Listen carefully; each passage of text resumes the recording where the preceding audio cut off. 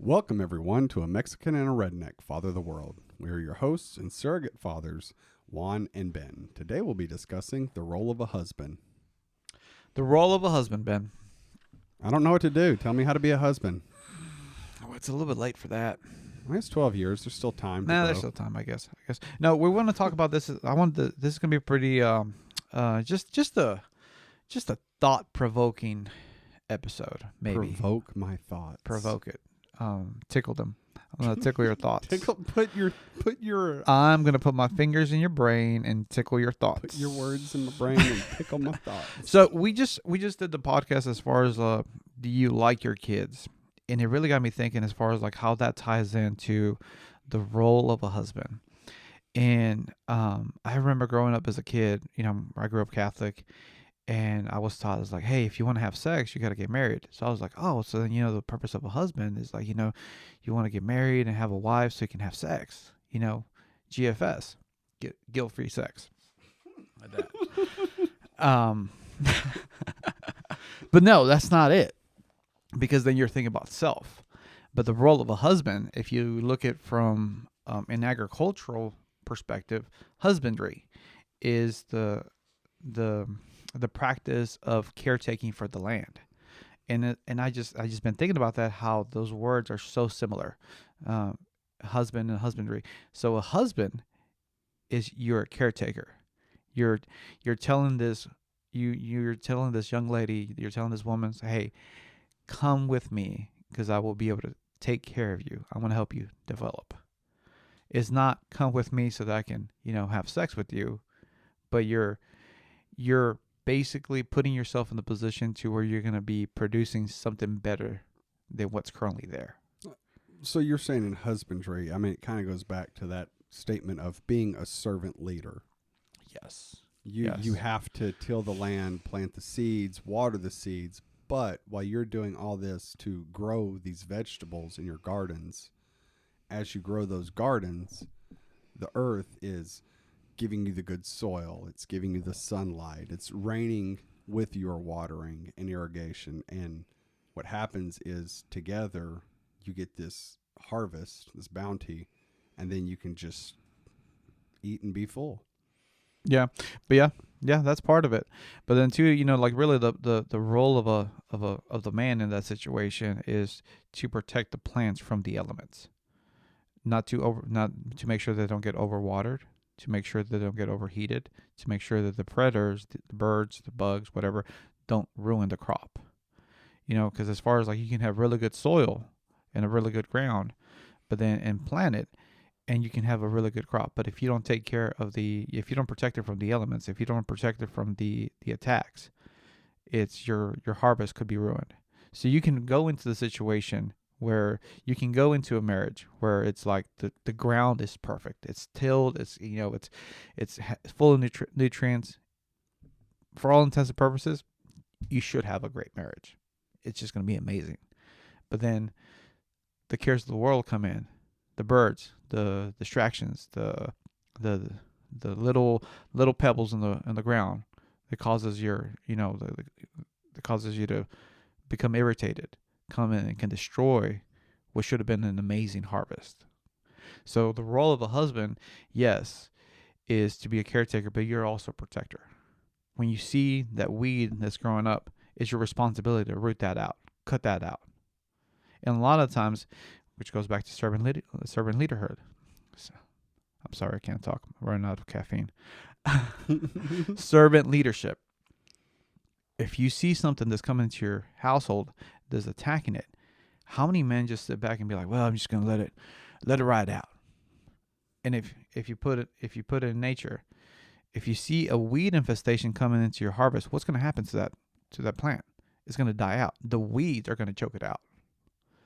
And that happens a lot in marriages where we let things just skate by, and then they get bigger and bigger and bigger, and then it chokes out that marriage. It chokes out their relationship. And we were talking about our kids, but as kids, they're growing up and it's vibrant and strong and there's so much potential. But then if you don't weed out the harmful stuff, what was full of potential can produce very, very small yield. You know, I always look at these individuals, you know, people on Skid Row and people that just homeless or whatever, they just had a bad rap. At one point, they were a little boy or a little girl, full of potential, full of hope, just carefree. And now look, like what happened? It's like they did not have that father in their life that took care of them. They didn't have that father in their life that said, "Hey, you know what you're doing right there. Let me remove that obstacle out of your life, or here, let me help you grow better." You know, because you know, I think about like, you saw my tomato plants. You know, it's like I have these massive tomato plants, but You have a 10-foot tall tomato plant. It's incredible. in order for that to grow into that, I had to stake it. I had to guide it. I had to pluck out the excess waste. So I think that's the role of a husband, and even with your wife, a lot of the times you made this statement a little while back. So ago. wait. So what I need to do is just put a stake in the ground floor of my kitchen and just tie my wife to it. And that's how I protect her from the world. No.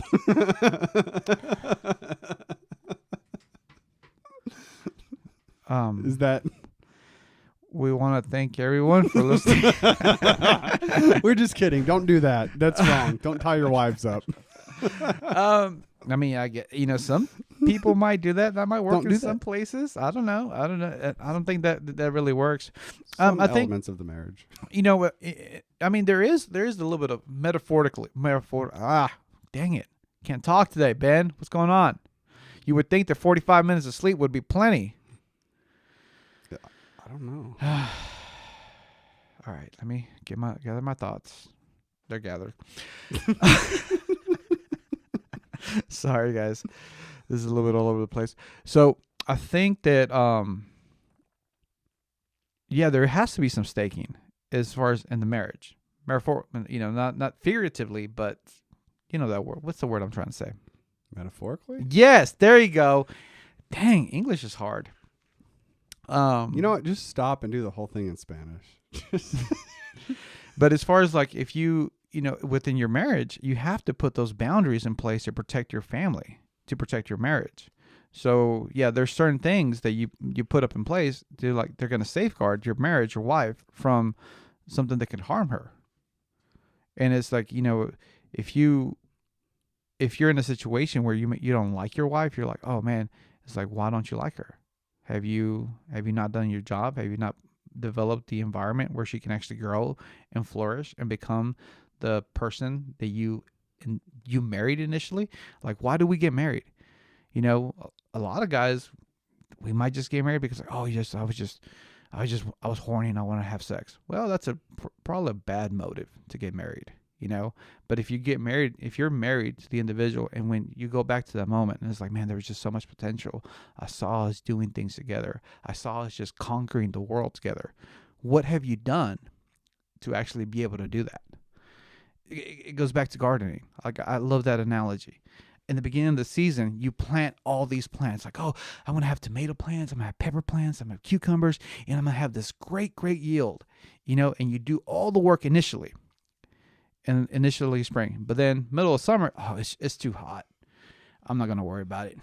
Oh, I'll water them tomorrow. And then that great bounty becomes into just these weed-infested plots. Well, only the strongest plants that you planted seem to survive. Yeah. And things that might need a little more tending and had a lot of potential just die off. You know? And that, like you said, that big yield turns to nothing. That's such an interesting. I really love that analogy too, because I love the way my marriage is going. My wife loves the way our marriage is going, and we're just like, man, we're unified. We're together.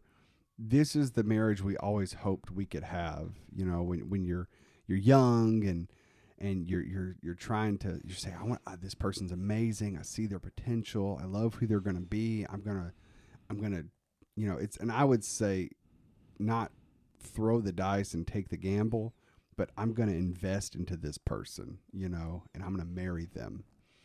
And you marry them, and it's not just because some people are like, well, you're taking a gamble when you get married. It's like, not really. You two should have at least been somewhat unified in your values initially. And then you come together and say, we're going to work hard to make sure that this other person knows that I love them as much as when we were dating, and feels supported. And how can I help them grow through the good and the bad seasons, And I see so many guys that you get the good job. It's like, oh, we got through school and now I got that job. It's like, oh, this is great. And then they get that job and then they say, hey, we can finally buy that new car we've been needing. Yeah, let's go get that nice car. So they go get them a nice car. And then they say, hey, we're together. Let's get that house because we're pregnant. And all this stuff is flowing down the line. And then 10 years have passed, or 5 years, or whatever it is. And they've really had all this achievement and all this reward and satisfaction. And now you've got the house, you've got the car, you got the yard, the kids, the wife, the new car, because you had kids, you needed a bigger car, and you got the hand-me-down. And you're sitting there going, well, wait a second. What happened? I had this other image, and now I'm worried about paying my bills and paying off my debt. And how am I going to provide for my family? It's like, is this what I was wanting when I was 20? And it's like, well, as a man, where did you fail? Where did you not cultivate the garden? Mm-hmm. That would be my question in that scenario, because I've worked very hard. I've made some really hard decisions for my family and taken some pretty big risks on stuff. And it was very unconventional and very strange. But what happened on the other end was my wife and I stand in unity. I like my wife. I love my wife. And so I feel like I've grown with my best friend, and I've observed that I've grown with my best friend. And this, just that imagery of a garden is such a powerful, relatable I think it is, because it's just so much. They're so intertwined, Ben. I think about it like, because I think about the gardener who spends all his time doing research on how to do a proper garden, but doesn't actually go out into the garden and work the land. You have the knowledge, but you haven't actually put that knowledge to use. And then so your garden is like, it's just not producing. But then you may not have the knowledge, but you're just willing to do the work. You're out there. You're taking those bugs off. You're dusting it off, and then you're producing this great yield. And it's like, people are like, how did you do it? It's like, hey, I just took care of it. I just nourished it. I was there when it was, when the sun was beating down. I was covering it up. I was protecting it from the rays. When it needed watered, I watered it. It's like, how many times do we do that with our wives? When she needs attention, do you give her attention? When she's going through a hard time, are you somebody that goes in there and removes the pain, or are you putting more pain on her? And it's a lot of times we think that marriage is something that's supposed to complete you. It's not. Marriage is an opportunity for you to grow as an individual. Marriage is an opportunity for you to develop something greater than yourself. Because then what comes out of it? Out of a good marriage comes kids. And then we talked about the kid as far as the episode. Do you like your kids? Well, in order for you to like your kids, you have to be cultivating those relationships. They're going to grow and develop into people that you actually like and you want to hang out with. And in doing so, you create a people group that other people want to hang out with and be like, man, I want to be like that. I want to be like you. And it just produces this, it produces this abundance. Same thing with a good farmer. When a good farmer is taking care of the land, their neighbors look at him and is like, hey, what are you doing? Can you show me what you're doing? What are you doing to your cows? What are you doing to your land? Yeah, it's so intertwined, and it's amazing. And I think that in our society, we've lost that because we're so disconnected from nature. We're so disconnected from just from basic laws of nature, of how, seed time and harvest. It's like it takes work. But now it's, we live in a society where it's like, well, I'll work my 9 to 5. I go in at 9 a.m., get off at 5 and do my thing, have my cars, it's like, if we're hungry, we're to the grocery store. But there's that element of work, of self-development that has been removed. And then it's almost like this checklist mentality. Like, well, I've done what I need to do. Well, have you really? You know, that's, and if you're in a situation where you're having a bad marriage, I was like, well, and you're saying like, well, I'm doing my part. Are you really doing your part? What is your part? And I think that's the question that I'm asking with this is like, what is the role of a husband? All right, is it just for you to be there?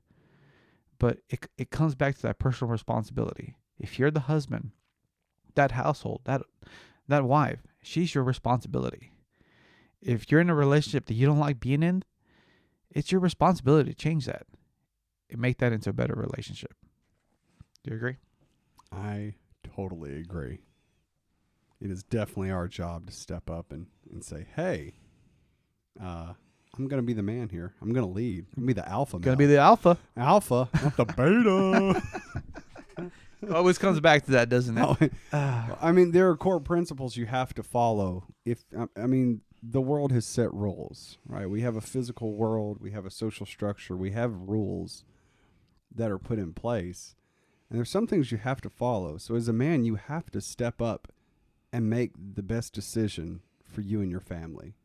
As a man, you have to step up and say, I'm going to cultivate this relationship with my wife and kids and not worry about my sports team or my car or my other hobbies. I'm going to spend time with my family and cultivate this, because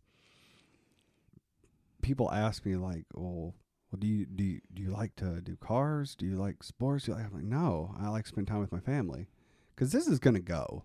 Yeah. Right. These little kids, these are precious moments. They're going to be gone. They are never coming back. And it's unfortunate, but this time comes and it goes. And people who have older children tell me it gets better as time progresses. But it's one of those situations where, this is a very precious, special time, and people might not like that I'm reclusing into my home to some levels, or when they see me, they're going to have to endure my kids, and I can't just be guys hanging out, drinking beers or whatever. But I don't really care about that. I don't care about what they think, because I care about the relationship with my wife and kids. Well, a lot of the times too, Ben, with that situation is like the people that actually have something to say is just that it's not necessarily that they care about you, is that you're just making them look bad. And they don't like that. It's like that's their problem. Yeah, it's the guy that's like saying like, you're just too dedicated to that. You should have some more hobbies. I was like, no, I shouldn't. My family is my responsibility. If you want to say my family is my hobby, but it's not. It's not just my hobby. It's my responsibility. It's my commitment.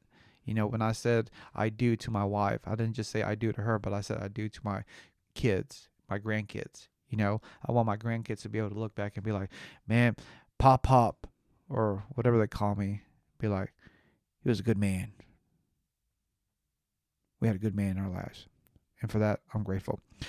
With that being said, guys, I just want to thank everyone for listening to A Mexican and Redneck Follow the World. We love you, and we're proud of you. And go out there and be a man. Be an alpha. Be a man.